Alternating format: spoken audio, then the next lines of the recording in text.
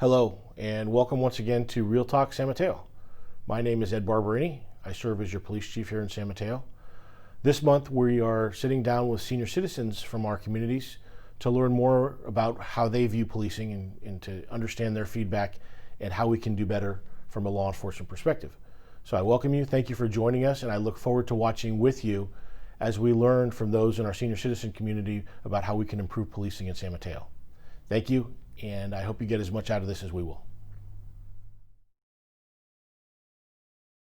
My name is Tommi Hill. I was born and raised in San Mateo. I am one of 10 children, and I am 74 and a half. Hi, my name is Jim Sell, and first moved to San Mateo in 1972. My name is Leafa Taumoepeau. Taumoepeau is quite a mouthful, and it's a challenge for non-Tongans to try and pronounce it. So, but that's the name I got married into, and I'm 76 years old. So my name is Gloria Brown, and I live in San Mateo. I am a native of San Mateo County. So I have lived here almost 75 years, October the 12th. My name is Lillian, and I am 84. San Mateo in my younger days was very small and tight-knit. The communities were very diverse. We, depending on the border and where we lived, we all went to whatever elementary, junior high, and high school. So in many cases, my family, we all grew up with the same families. We went all the way through elementary, high school, and some of us ended up going up to the College of San Mateo. It was safe. We played in the streets till after dark. The families, we all looked out for one another. We really did. If they found us doing something that was wrong or incorrect, they would tell us. And of course, we had utmost respect for our seniors. They would tell us, and then they'd tell our parents. San Mateo was safe. I don't even remember ever having a key, owning a key to our house. We have a saying. I mean, it's not just our saying. It's a saying of everywhere. I think it's a saying in Africa. It takes a village to raise a child. In my country, in the villages, if you're a boy or a girl, if they see you at the other end of the village and you have no business being there, there's a lot of people that will come and ask you, what are you doing there? Some of them will punish you. You will get hit probably and sent home. And then when you come home, you'll be in more trouble. But the whole village takes care of the child. And we still need that here. Coming from a large family, we had 10, many of them had 12, some had 9. We were really a serious family, and the village did take care of all of us. I feel very committed to the community that we reside in, which is North Central. And actually, I was brought up in North Central and went off to college, came back to North Central, and decided to raise our family and give back to the community that was so good to me as I was growing up. One of the things that's very important to me is trying to make people understand us culturally, traditionally, and the challenges that we come across. This is our new home. And like I've been here, I came here in 1970. I was 26 at the time. And this is now my home. I grew up in a small town, and we knew all the cops, and all the cops knew us. And so it was like Mayberry. I mean, it was no fuss, no muss. A lot of times when they nabbed you for doing something stupid, they just shook their head and went, you know better than that. But my involvement in San Mateo as a teen, I was involved in church activities and also with the local NAACP or the NAACP.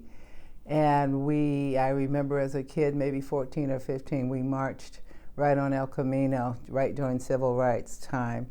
And had some bad experiences with that, with raw eggs and tomatoes thrown at us. And they kept saying, Dr. King would say to continue, turn the other cheek and continue marching, so we did. I think for people who are elderly now, including myself, the 60s was a difficult time. I had, no quarrel with ending the Vietnam War, but that wasn't my primary concern. I had 3 children, and I didn't want them caught up in some sort of protest or whatever, So I think that was a difficult time for all of us. I never saw, as a child growing up in the city of San Mateo, I just don't recall major strifes between the police department and I'm sure there were some. Maybe we were, sheltered from it or shielded from it, but I just don't recall any real major incidences happen. Did I feel segregated against? Yes. And part of that was because my parents were from the South. They had that talk, but we didn't have cars, so it wasn't like when you're out in your car. They kind of had that talk, and it was just different. My father had a 5th grade education, my mother in 8th grade. And I don't know that I felt segregated against. We just knew the rules. We knew our place. There was a time that it was never in writing, but we knew not to cross. Certainly don't cross El Camino, but even coming across the railroad tracks, we knew the boundaries. You guys probably already know this, but historically on the peninsula, the only town that blacks, Asians, and I guess Hispanics or Mexicans could live was San Mateo. The way it worked is the realtors wouldn't sell them the house. Good friend of mine, graduated aeronautical engineer from Stanford, had a job with, how old is he now? He's 85. He had a job at United Airlines in engineering. The only place you could buy a house is the Highlands, because they weren't. If you're Chinese, you couldn't live in Millbrae. You couldn't live in Burlingame. You could live in San Mateo, but San Carlos, Belmont, Redwood City, couldn't live there. Realtors wouldn't sell you a house. I've lived in San Mateo almost the entire time I've been in Northern California, and various areas. Right now I live in Woodlake. I think San Mateo is a very interesting city because it seems to have evolved from a working class population that, regardless of Hillsborough and Redwood City, et cetera, it sits in a very middle class kind of position. My parents were a product of the South, and they experienced and they would see much more than, so we would hear stories about the interaction of the police with the community, members of the black community, which were not, for the most part, positive. And so you knew what to do and what not to do, and what line to cross and what line not to cross. I know I'm angry now because I feel that our society is letting us down, is not taking care of the people it should be taking care of. I would suspect you probably see more homeless than you ever saw before. And, having people pick up food on every corner, that goes back to the Depression. We should be better than that. We really should. And I'm not sure what, I really would like to find out what a young policeman thinks about the world he's living in. you know. It's a different one than mine, I'm sure. So I'm a product of the 60s. I went to college in the 60s. And of course, I went to college in the South. And not that I was a part of a lot of the movement, because, you know, I was there to my father was working very hard to send us to college, and I didn't have that opportunity to march, and one or two times I did. And I saw some of the police brutality.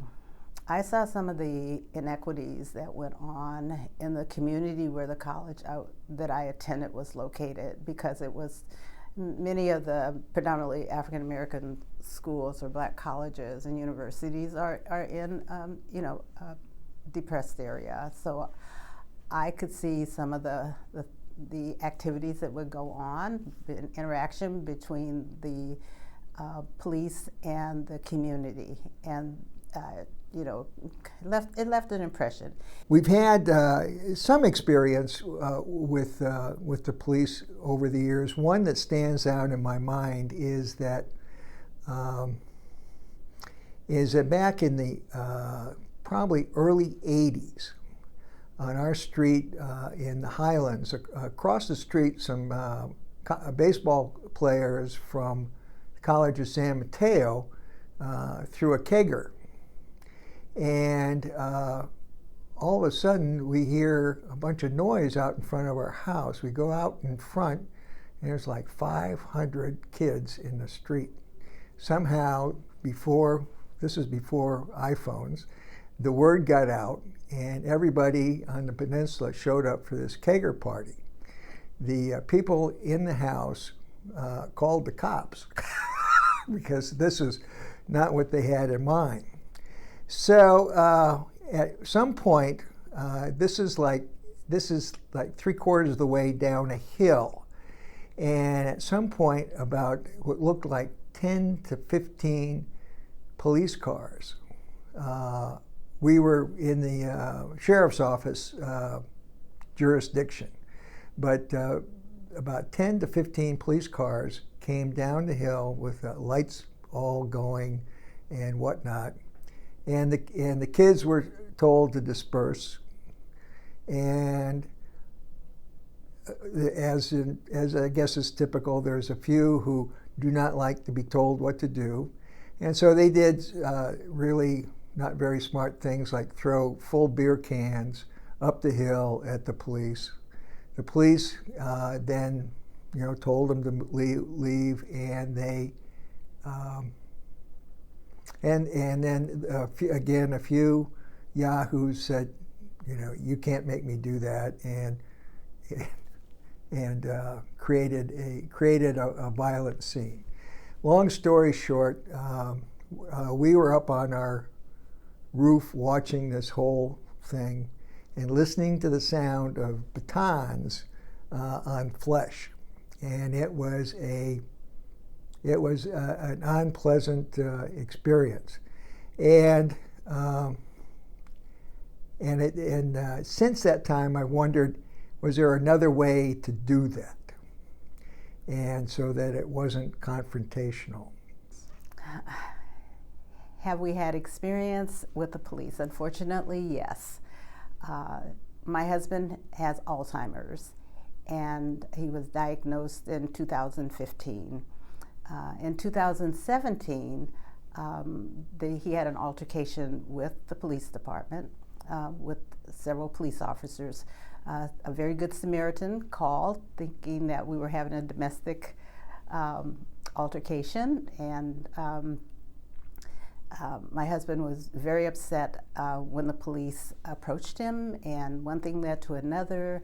Arthur ended up on the ground. And he has a scar today that reminds me every morning of the incident. He was taken down to McGuire facility in Redwood City, stayed there 2 days, and a year later, and $10,000, the judge said that his felony charge was dismissed and that he wished me luck. So I suppressed all of it because Arthur knew nothing. He didn't understand why he was going to court so frequently. Our attorney wanted to press charges, and I said no. Emotionally, I wasn't ready for that. And so I just sat on it. And the other thing, quite frankly, I didn't want any retaliation from police officers. I mean, that's the fear that I think many people of color have. So I sat on it until recently when I saw George Floyd and I saw the knee in his throat. And I said, that could have been Arthur. And it's time for me to say something. I had composed myself enough and could talk about it. And so I talked to our councilwoman, Lee, and she set up a meeting with the chief, Barberini. And we had a wonderful dialogue about the incident, about what I wanted and hoped would happen. And one thing has led to another. I didn't realize it was going to mushroom so quickly, but I'm glad that it has. And so that was the major incident and the only incident that Arthur and I have been involved in to a serious degree with the police department. My eldest daughter has mental health issues, which led to suicide attempts, maybe 2 or 3 times. And when it happens, if she's at home, we would call 911, and they would come. And I remember the last time that she had an attempt, and the police came, the paramedics came. But it's funny because the police came, and there was one woman that came with the police, and I don't know whether she had a higher rank than the rest of the police, but she was the one that didn't. I felt, because she was really like barking out the orders, and my daughter was sitting up on the gurney when they were bringing her out, and she looked so alone. I wanted to kiss her and hug her and reassure her that it'd be okay. But she kept on screaming, stay away, don't touch her, get her. And I said, all I want to do is hug her, to reassure her that it will be okay. And so when I thought about that, and I said that maybe that is something that the police could learn, that it would help us more if you show your humanity just a little bit. And I understand that there's the fear that maybe there are arms, there's knives or whatever. But I would have really appreciated that at that moment, for someone to show me that you can kiss her, you can hug her, you can reassure her that it'll be okay. And I think I always remember that.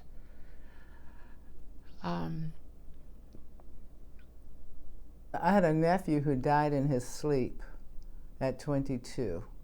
So we get the call from my sister, and she is frantic. We're running over. We don't know what's going on.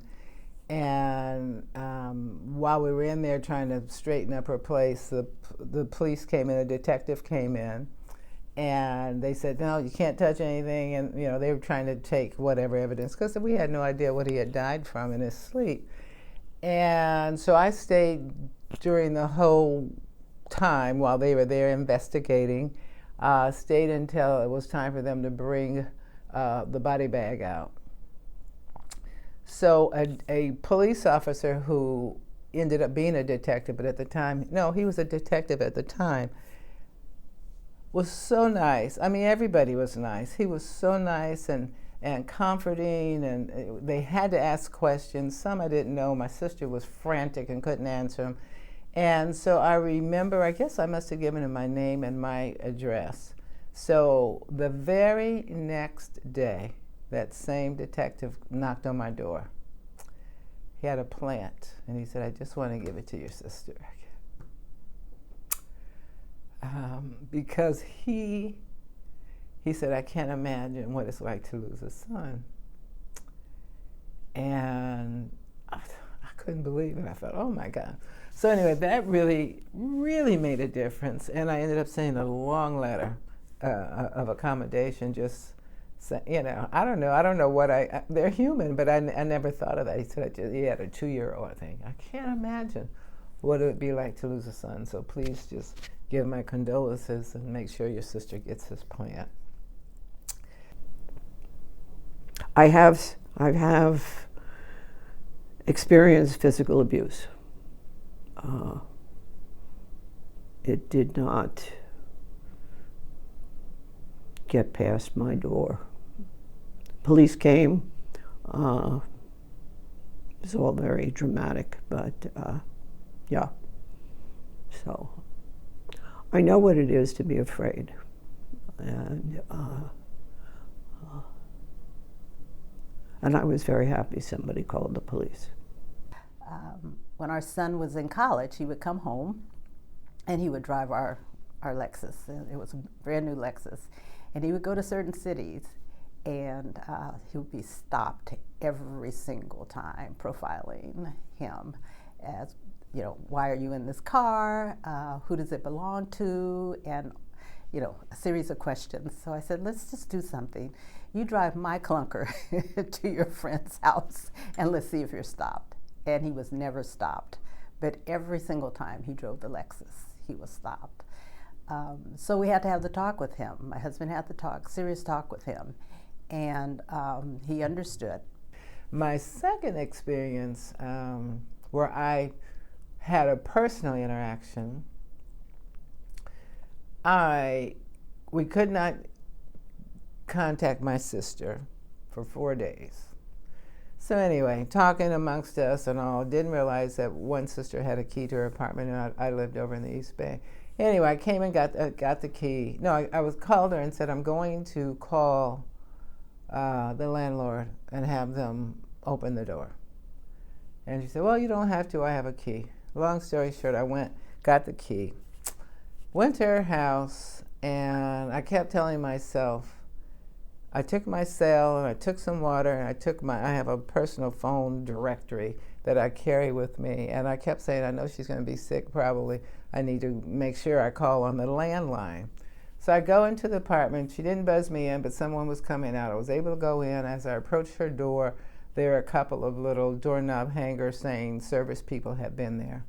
And so I took the key and opened the door, heard a sound which I thought was the vacuum cleaner, but it wasn't. It was an oxygen machine, which I didn't know that she had.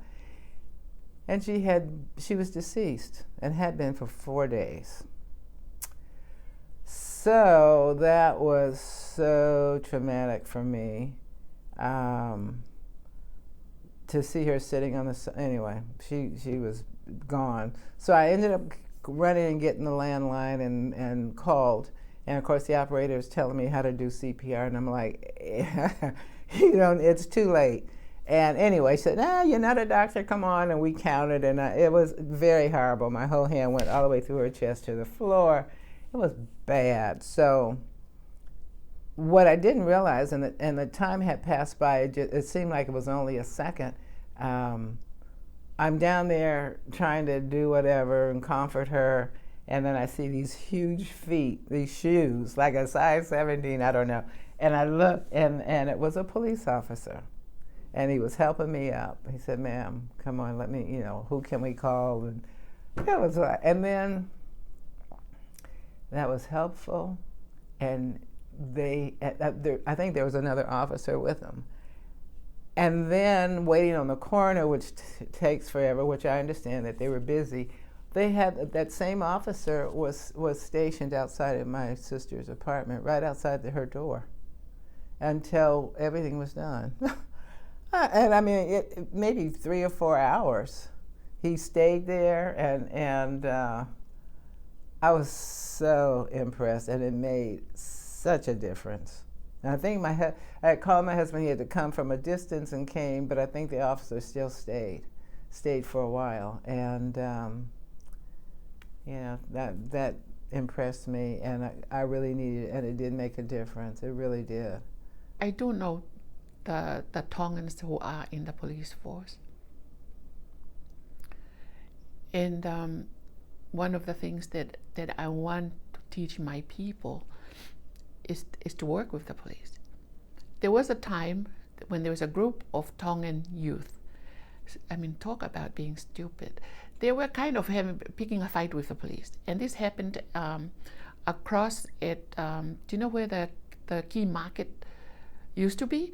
That's where they used to hang out, and that's where they would like confront the police.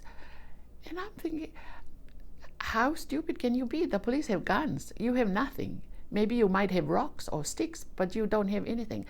And so that's one episode. And it really infuriated me to think that those are our children that are doing that. There was one time when two Tongan gangs, were at each other.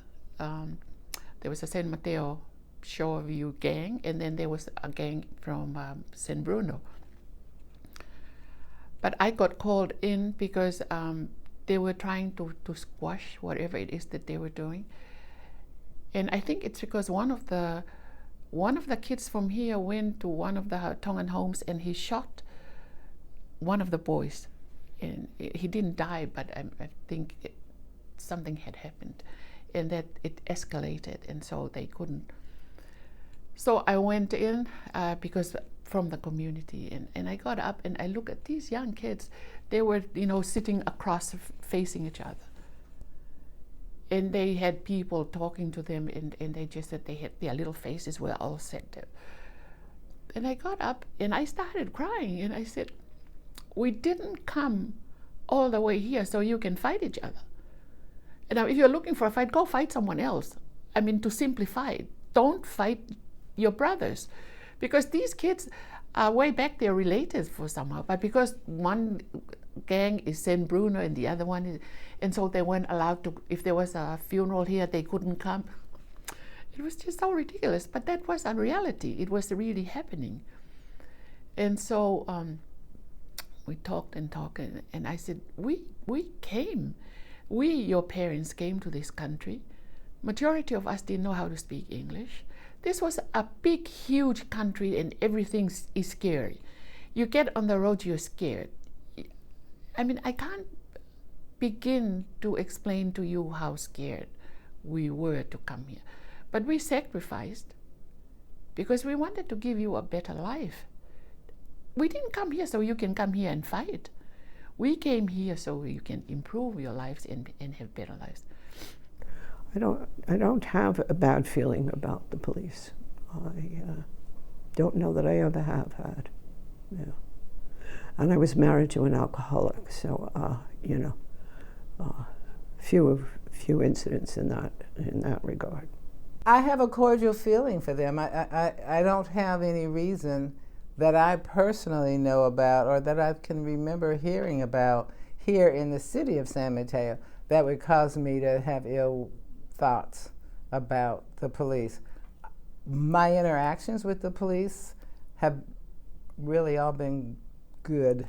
I feel hopeful about law enforcement today in the city of San Mateo. I can't speak for any other city, but I think that a door has been open for discussion and respect for each other's understanding and of a situation and what has to happen, what are some of the barriers, and so I just think that I will remain hopeful until something happens that I feel otherwise. But I'm appreciative of the staff of the San Mateo City Police Department in opening their doors, because you all didn't have to do this. I mean, you could have brushed me off and said, yes, this is your issue with your husband, but you didn't, And so, that's what I'm trying to tell the community.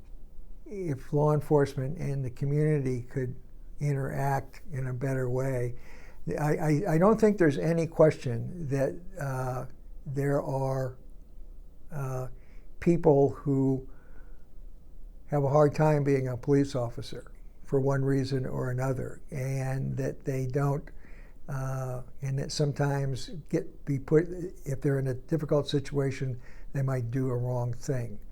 And I think there is maybe a feeling in the community, the old cliche, the thin blue line, where the police departments don't do enough to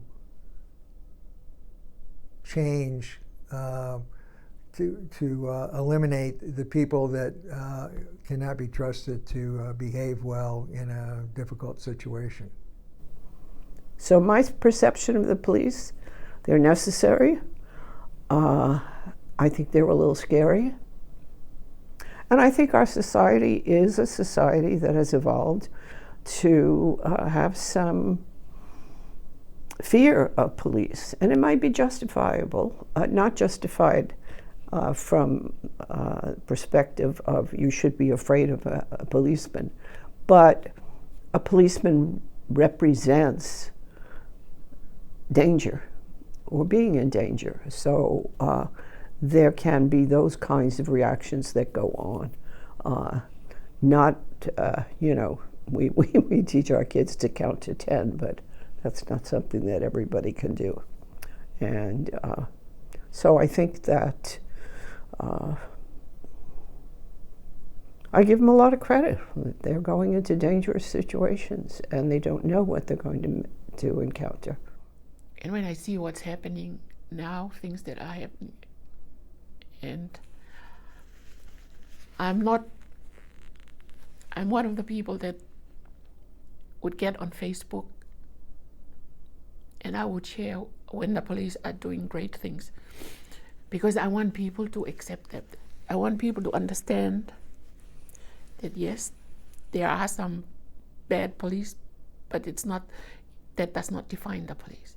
90% of the time I support the police, I appreciate the police, and I would like to work for the police. And you feel safe when there's police. Even when you're driving at 11 o'clock or 12 o'clock at night and a police car goes by, you feel safe. But at the same time, there's also the ugly part of the police that we have been seeing, like with George Floyd. For the life of me, I cannot understand why the other police just didn't stop him from standing on his. It didn't make sense to me. And whether that's because he's a police or because that's the kind of person he is, or I don't know what it was that made them let that go instead of stopping.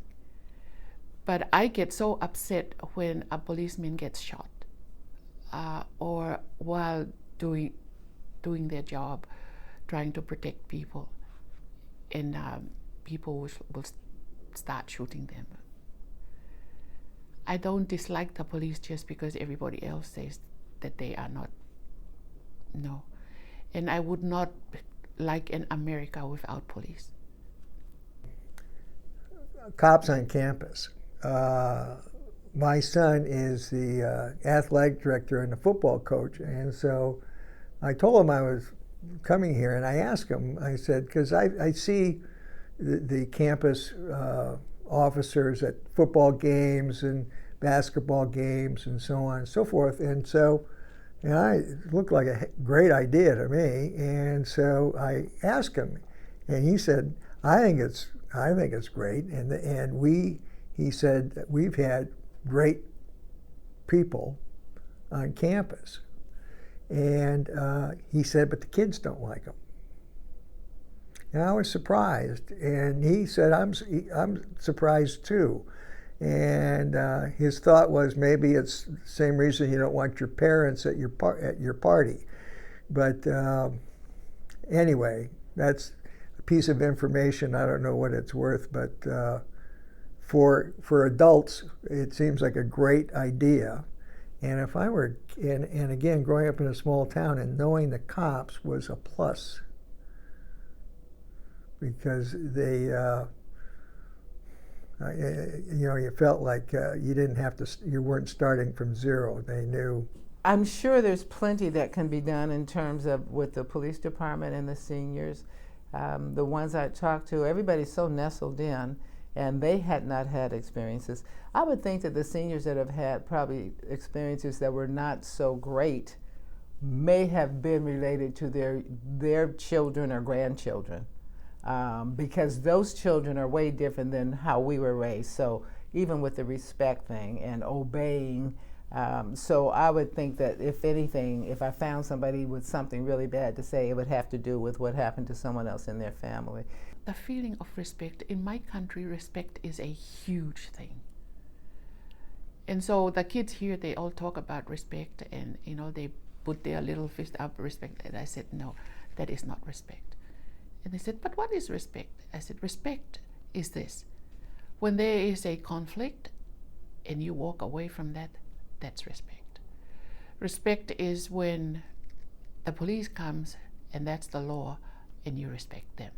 And you don't make trouble and confront them. Respect is when your elders talk to you and you listen and you don't talk back. That's respect. We always mix up what freedom is and what doing. There's two words in my language. Taumoepeau, that's freedom. Leafa is when you think you can do whatever it is you want to do. And so Tongans in this area always confuse those two. They always think, oh, America is a country that we can do whatever we want to do. I said, no. America is a land of the free, and the free has laws that protect that freedom. Your freedom, their freedom, everybody's freedom. So don't have the attitude that now this is America, we can do whatever it is we want to do, because that is so wrong. Do I see any gaps when it comes to policing and the elderly community? I don't see any right now, but I'm thinking that seniors are very vulnerable for a number of reasons, and many live alone, and their only communication may be a phone call from a neighbor or child, grandchild, but maybe once a day, if that. And so as a result, they may be a great target for an unsavory individual who could be their neighbor. Actually, could be someone right there, or someone in a trusting role. I think one of the things I think that would help to close the gap between law enforcement and the community is more accessibility, more involvement. And we have observed we've spent some time doing stuff in North Central, and we've observed the San Mateo Police Department doing great work down there with the youth groups and the young people, and with sports and a rugby team. And when we go to meetings down there, community meetings down there, someone from the police department is always there trying to make things better, and that's a real plus. I think in general, you guys have a great reputation in this community. I think that there are still some gaps in the services between law enforcement and our seniors. And I think that that's a lot because of historical implications, and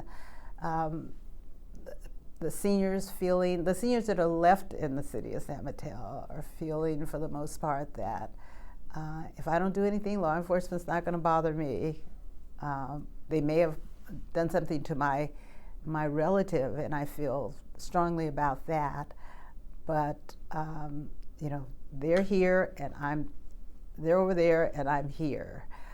I think that I would like to see a better line of communications between law enforcement and seniors, because I think that there are seniors who are sheltered and are not going to get out unless they have to. I mean, we all need to be sheltered now, but the isolated seniors that could benefit if they knew the services that were available, and they knew that they could call on the police department if necessary to assist them with getting the right services.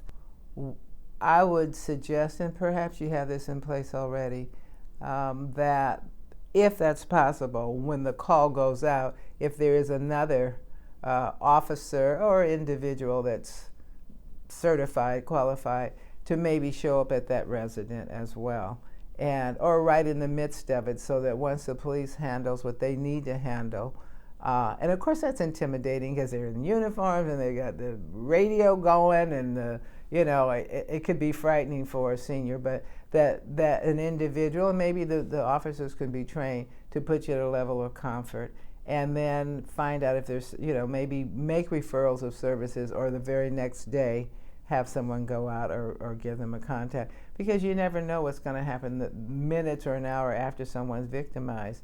If it's pertaining to hopefully not abuse, physical abuse, which can be from a child, could be from a relative, that perhaps if the officers can realize that right away and see about getting the proper assistance. I particularly liked Chief Barberini's talking about hiring a psychiatrist for the department who can make some assessments, because it's not always easy to see those kinds of things. We tend to protect ourselves and protect others, so, The law enforcement has a very dangerous job. Your life is on the line all the time. You never know what can happen. And so it's a tough job. But I've read and seen situations where somebody that is potentially that you want to arrest, instead of crowding around them, you followed them for 6 blocks until he got tired and said, "Take me in, please." And that may not be practical, or maybe it's Pollyannish, but if that could be an alternative, I think that would be a plus. I was very impressed with Chief Barberini described the training programs that his people go through. I was very impressed with that, and I think that will go a long way to diffuse things. I'm not sure. I don't know what the reasons are, but I know there is a push to move more things out of the police purview and into social work, something of that sort. That, for instance, you were talking about Alzheimer's people. Well, having policemen deal with a person with Alzheimer's is probably outside the scope of their job or their training.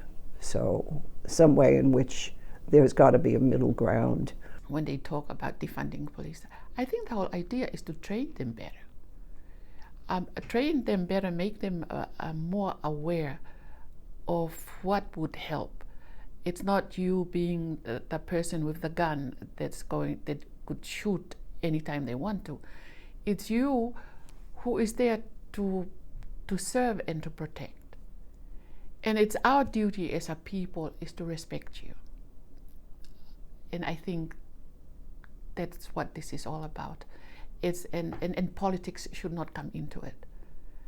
And I hate it when somebody would get up and as if they know everything about it. With what's going on now, every time a policeman would go out, if you're the mother or the wife, you pray that you see your son coming back, or you see your husband coming back. And you already have that burden without these other things added to it. But as far as making them more humane, I think that would really be a great thing. That you are the person I trust when all else is shot in my life. I trust you, that you will help me, that you will protect me. And even when I get unreasonable, I expect you to be patient. Maybe get more reinforcement. But help me, because I'm either so drugged out, I don't know what I'm doing, or I am mentally ill, I'm not aware of what I'm doing. But that does not take away from the elements in the community that's really terrible, who are out there to harm police.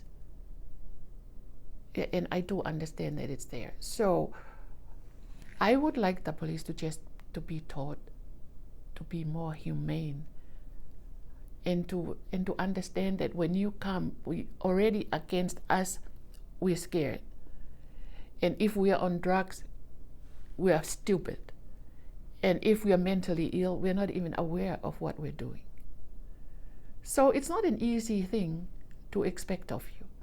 But I think that that a lot of training specifically on those issues would be really helpful.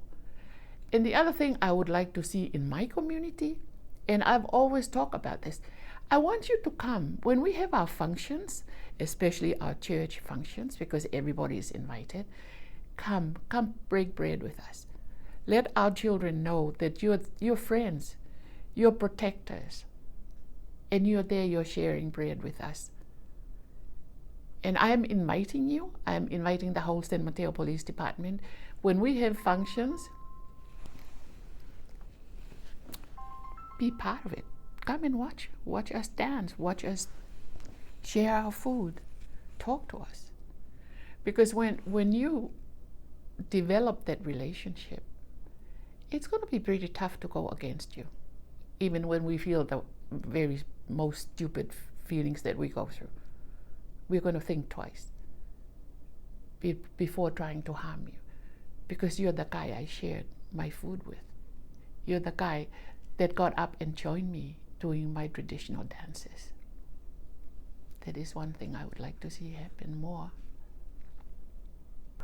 Law enforcement, as we talked about in the city of San Mateo, is young. They're 30s and 40s. That's good. You want energetic policemen with good vision and hearing and whatnot to be running the store. But that doesn't mean they know anything about senior citizens. They don't. Maybe they have a grandmother or grandfather and they have some sense there. But I think that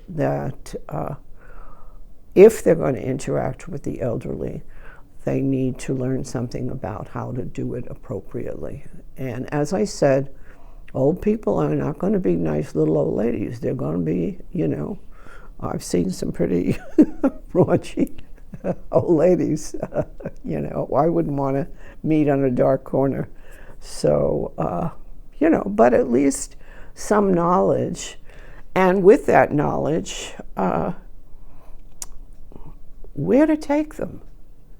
It's one thing to call the police and say, I'm scared, I think there's somebody in the next room or whatever, and it's easy to say, look at her, she's dingy, Well, maybe she needs to be taken seriously by someone, not using police time, but by someone who can say, well, let's talk about this. This is where the psychiatry and the social work, and if the police are sort of trained to use those resources, then they feel more empowered and the old lady feels listened to. The more that people get to interact with law enforcement and become to know them and feel comfortable with them, it's a community partnership, and it's difficult because a lot of San Mateo's police officers don't live in San Mateo. They can't afford to live here. That's another problem. Teachers can't afford to live here. It's a social justice issue that we're facing right now.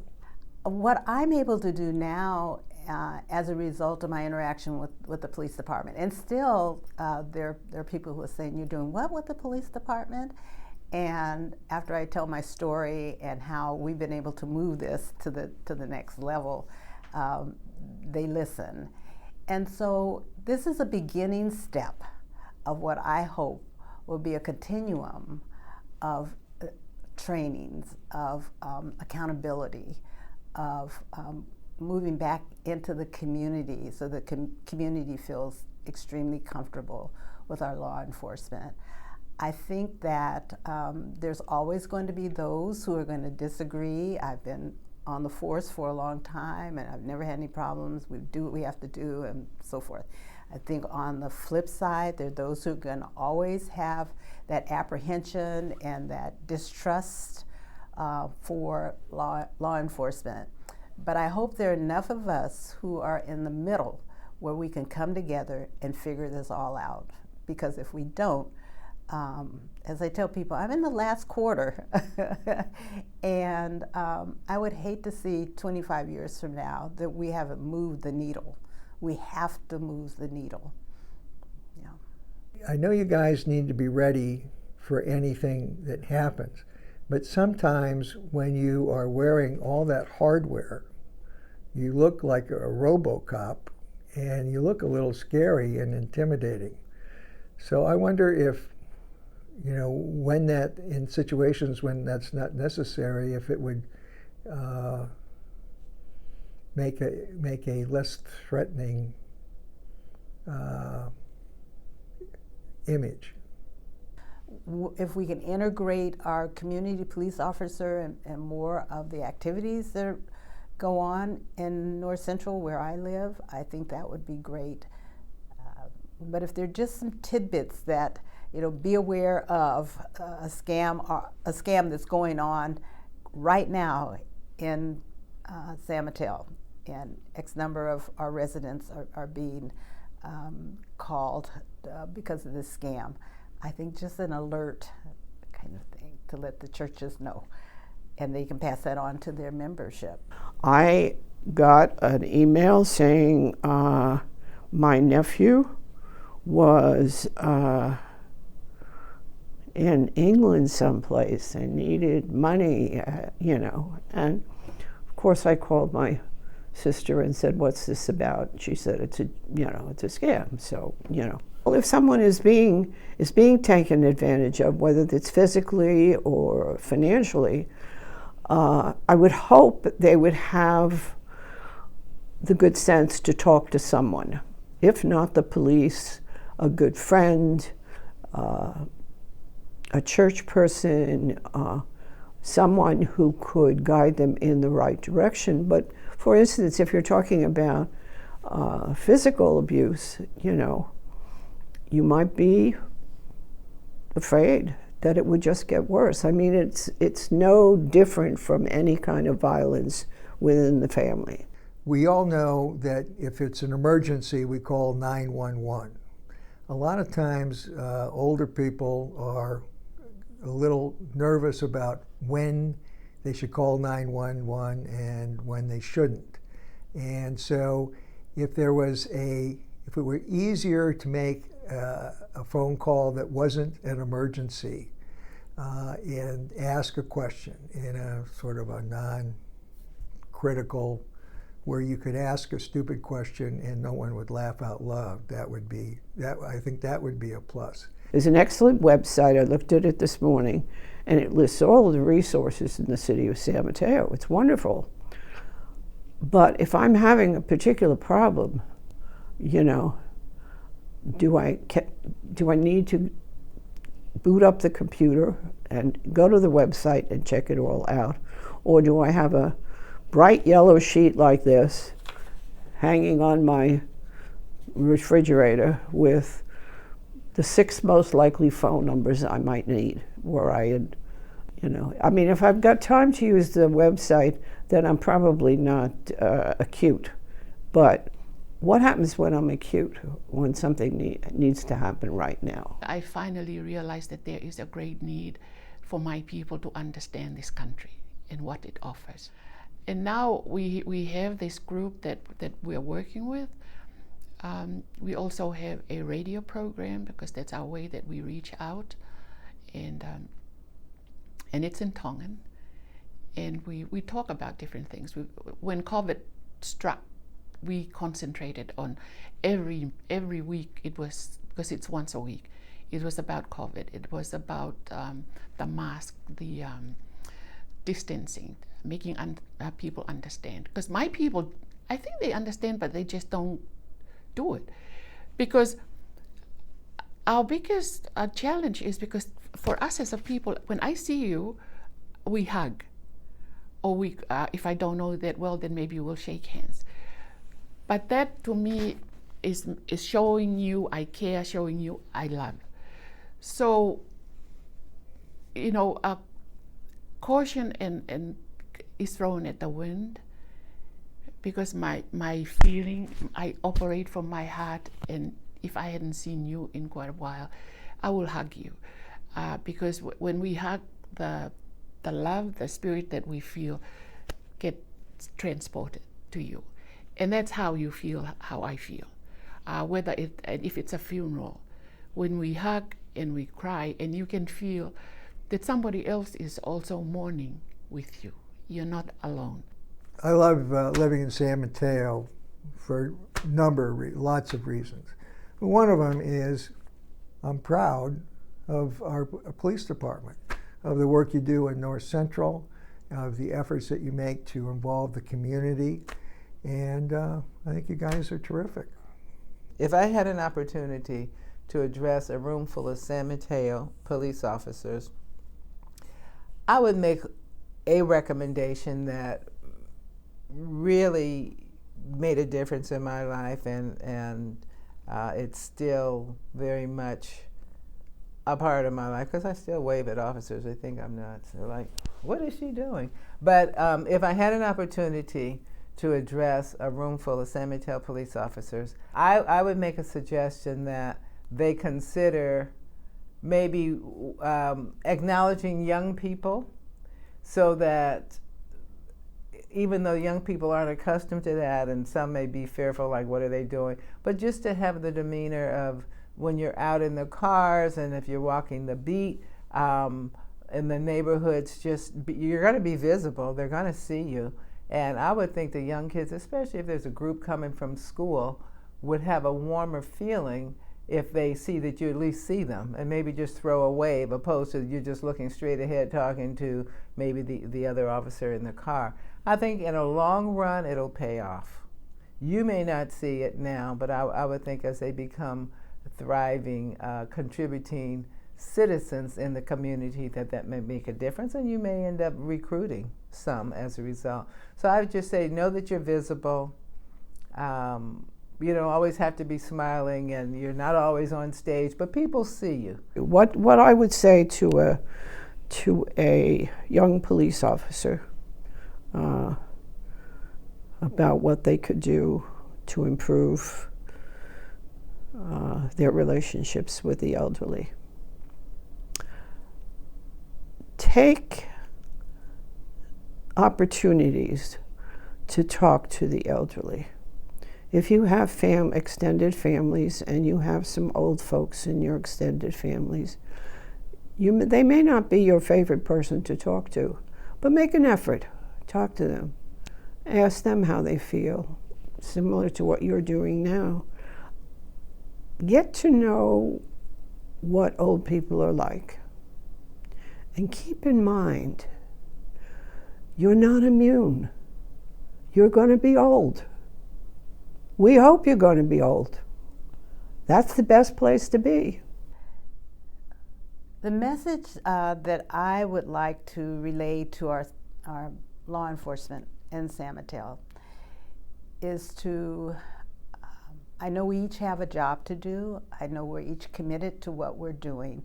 Let it be a community activist such as myself, or law enforcement, and what you all have to do. I think that we have to keep the door open. I think we have to continue to try to build trust and respect for each other. Even though we might differ on how the approach, I think that let's not let that close the door to the discussion of what we know we need to do. Black lives matter, all lives matter. I'm heartbroken with what I see in other parts of the United States. And I think that we could be a really terrific role model for other police departments to look at San Mateo and what we're doing in a positive way, because we've been able to all come to the table. I want to tell you how much we appreciate you. And I want to tell you that we pray for you. We pray for God's protection. And we pray that you leave the house and come home. And we're here to help you. We can help you, help us. But I think it's important that there is understanding, that there is compassion, because sometimes we think that love and compassion don't have a place in our workplaces. But they have a place everywhere we go. Because it guides us with the work that we do. My name is Greg Jaguar. I'm currently a inspector with the DA's office in San Mateo County, specializing in elder abuse. We provide a variety of training. So we will go out to senior centers, for example, and we'll get very specific in terms of training. They're already providing that particular training, but we'll supplement that. We'll go to police departments to talk a little bit more about the intricacies of especially these financial cases. They will appear to be civil, and they do have a civil component to it, but almost always they're not just civil cases. And when they get into these complicated cases, they can reach out to me in the DA's office, and then we can assist and work together on these cases. We'll go out and to talk to our financial partners to help them create more awareness. That's what we're trying to do, is create more awareness. When you have someone you've been financially advising for years, or you're a bank manager and you have clients coming into your and acting out of turn, what do you do with that? They're asking and for money that they've normally not asked. They're draining their accounts. They're doing something that's abnormal. So what do they do? So we'll go out and train them about what the resources are that are available to them, so that we can partner together and work as a team, because that's what we need to do, is partner together and work as a team to help our elderly citizens. My job specifically is really to bring solutions and resources to the community and to the cases that come into our office. So work in partnership with police departments, aging adult services, public guardian, community, to find out what is that best resource, what is that best solution. The best solution could be bringing a case forward through prosecution into the criminal justice system. And if it does that, I'll assist the district attorneys and the police departments with the investigations and witness coordination to help bring that into court, because that's the best resolution for that particular victim in the case. In other cases, maybe the criminal justice system isn't the best solution for this. They really just need more social services. Perhaps the family needs assistance. Caretaker needs assistance. We'll evaluate all those problems and challenges that are out there in the community and come up with that best solution. So in those cases, then I will assist with conservatorship, social services, and getting whatever resources are needed to help solve the problem. There's a variety of cases that we all get through, and when they talk about elder or dependent adult abuse is what we're looking at. So there's neglect cases. They can be general neglect or specific neglect. They can be physical abuse cases, financial abuse cases, whether it's from a stranger, as we all have heard, from a variety of scams, via them from IRS or Social Security scams, or even romance scams that are very common. And also from people in a trusted position with that elder that eventually take advantage of that person. And it could be someone who's actually defrauding them, but it could be someone who's misappropriation, who's in a position of a trust and misappropriates those person's funds. The most common things that we're seeing, quite frankly, are the neglect and the financial abuse cases. The actual true physical abuse cases, thankfully, are are low, but we do see overwhelmed caregivers that get to a point where they just can't care for someone, and maybe they become a little apathetic towards it, and or just so overwhelmed that they are too proud to bring in the resources. So we do see those cases that come around, and then the financial cases. And the financial cases really vary. As a person gets older, sometimes they need a little help. They could be still competent to make big decisions, but the smaller decisions become, when your health is compromised, the smaller decisions become more difficult to make. And so who do you reach out to? You reach out to people that you trust to help you. Who are those people? Typically family members, but if you're an isolated senior and your family's moved away, the cost of living is very high in the Bay Area. Many of our seniors in San Mateo County are sometimes house rich but cash poor and living on Social Security. So they look, you would assume that, hey, this person has a lot of money, look at their house, look where they live, but they're really just living on Social Security and they need help. So they bring someone in to assist them with that, and that person takes advantage of that position of trust. The most common scams that are out there now are internet-based. People, especially our seniors that are getting lonely, they're getting more and more tech savvy. They're on the internet more, especially for the people that are getting very lonely and they don't have a lot of friends left. So a lot of the friends have passed on, or like I said before, the family has moved away. And then they become vulnerable to suggestion. And during that time, they'll see a financial opportunity that just seems too good to be true. Well, it is too good to be true. And it doesn't matter what that offer, you could put a different type of twist on it, but eventually they'll get prompted through these internet connections to, hey, I need some money. As you've seen, the grandparent scam has been very common on the phone. Hey, calling, sounds just like their grandson. Hey, I'm in trouble, I need some money, can you send me money? The IRS scam, they look very, very believable. Hey, we've got a problem here, you need me to make this payment immediately, you need to wire me this money. The purchasing gift cards to pay off these particular debts, and or just simply wiring money, and we've seen that quite often in romance scams through Match.com, and I don't mean to bring up that particular site, but romance scams and contact they've made on the internet, they believe that they have remember, this person's very vulnerable. They bring get a personal connection with someone they never met, or they believe that they're in love, they're going to have this long-term relationship, and then they slowly start asking for money, for loans, for investments, and they start wiring that money and transferring it away. Once that money is wired and transferred and it goes overseas and it starts to get washed, it's very difficult to get that back. It's not impossible, so it's important to always report and investigate that and take that as far as we can. If you are on the internet, as we all know, don't click on these random emails that you're getting. If you didn't solicit that email and it's not expected, don't respond to it.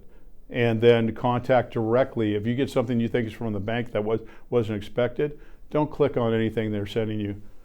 Go to your bank, talk to them, or call them if you're unable to go there in person, and find out what's going on with this. There are people there that you can help you with this, even in today's time, which is a little bit more difficult to do things in person. So, and these things that are too good to be true, these romance scams of people that make these promises, you don't know them, you've never met them, and you can't even guarantee who they really are.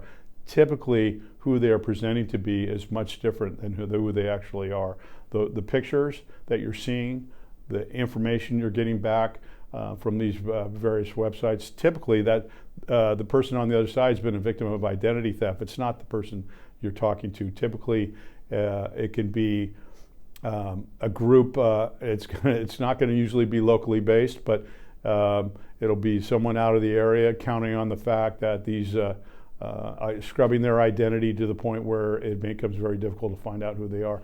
And they're very successful. It's a billion-dollar industry, this fraud industry that's going on, and we're all victims of it. It's not just elderly people. We've all been victims of it. The main thing I would like to convey is that these cases are always going to appear a little civil at first. They're not. So you got to investigate them just like you would a child abuse case. You wouldn't walk away from that not knowing that person is completely safe and taken care of. There's a lot of intervention tools that we can do or provide, but not if no one ever finds out about it. So if it ends up just being on a CAD case, but it really requires investigation and documentation to do this, and to reach out when you get these complicated cases. The other thing I would advise is to let them know that the victims are, you're talking about proud people like you and me, that we don't need help. We take care of other people. We're the ones that get called to help others. So suddenly they need help, and that's a difficult hurdle for them to get through. The other hurdle that's really difficult is that quite often it is a caregiver or trusted partner or a loved one that has taken advantage of them. That is a very difficult thing for them to do. And just like a domestic violence case, sometimes our victims are going to protect our suspects. So they're not going to tell you exactly what happened and how it happened, or how that injury occurred, or the fact that, when they fell, they were left on the floor for hours, because who wants to admit that their son or daughter or their caregiver or someone they really trust, isn't taking care of them? And this, because that's a person that reflects on them, their decision making, and they're going to protect that suspect sometimes. So you have to read between the lines. You have to look at the totality of the circumstances, and you really got to take a little time to build that rapport and trust. It will come. You just have. But if you ask a simple question, like, "Hey, did you give him permission?" Well, yeah, but that might be the first response. But then, well, did you want them to take all the money out and buy cars and motorcycles for themselves? The answer to that question probably is, well, no. They were supposed to help me with my bills, and instead they helped themselves. So just be inquisitive. If it doesn't make sense, let's document it. Let's get together and put our heads together and find out what the best solution is. I think the main advice I would give to seniors is to let them know that there are resources out there to help them, to reach out for help when they need it. Don't be afraid to do so. We all are going to need help at some point. So don't be afraid to that. Reach out to your friends, reach out to your loved ones. If something doesn't sound too good to be true, reach out to the important people in your life. If the important people in your life aren't available, contact your local police department, contact Aging and Adult Services, contact the DA's office. We're here to help. It's not just to report crimes. We're here to help in any way or fashion we can. So they're not bothering us, and that's our job. That's what we're here to do. Hi, my name is Officer Marcelo Altward, and during my many years as a traffic officer, I've investigated numerous crashes involving our aging population. It is so important as an aging adult that you are mindful about your safety when walking about, and especially when being behind the wheel of a car. Your safety and the safety of others is paramount. One of the most common things we see when it comes to senior drivers is their ability to easily confuse the gas pedal for the brake pedal. You can imagine how scary this can be when our seniors are surprised by an increase in speed when they expect to be braking. And more often than not, these type of crashes are into structures or other vehicles. Medications can also be a big factor in a senior driver's ability to drive a vehicle safely. Many have medical emergencies like insulin imbalance or cardiac issues or some form of dementia, which can cause them to get lost or be inattentive. Vision or hearing problems can affect how we interpret our surroundings. As we age, there's an increase in the amount of medication we must take to regulate our health, many of which should not be taken when operating a vehicle. When it comes to elderly pedestrian safety, we found that most of our seniors are hit while crossing in a crosswalk. There are many factors involved here. One is the senior did not wait for the appropriate walk signal or check both ways before crossing the street. It is important all pedestrians to know that the intersections where there is a signal light with a walk hand stop signal that you understand the walk hand sign is for the pedestrians and the color signal light is for the vehicle.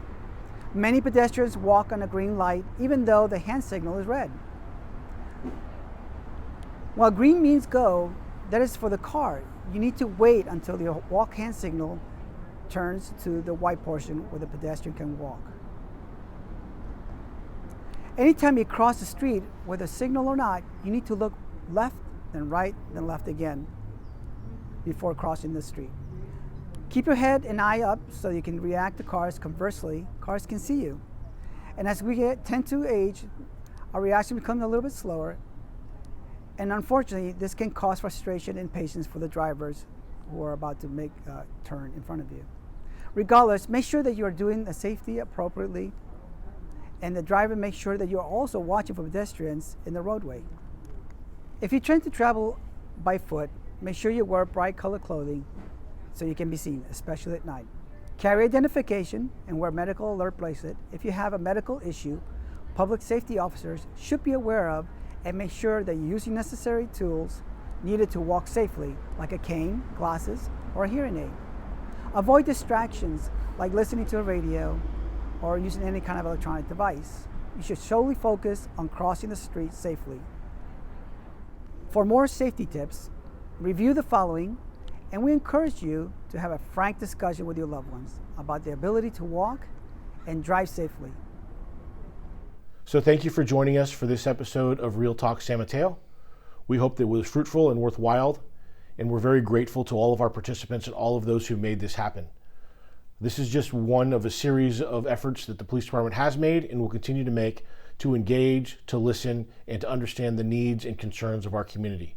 The whole goal and sole focus of this effort is to serve our community better and look for ways to improve. And we're hopeful to do that through not only the feedback we heard tonight, but the feedback we will receive moving forward. Thank you, be safe, and have a great day.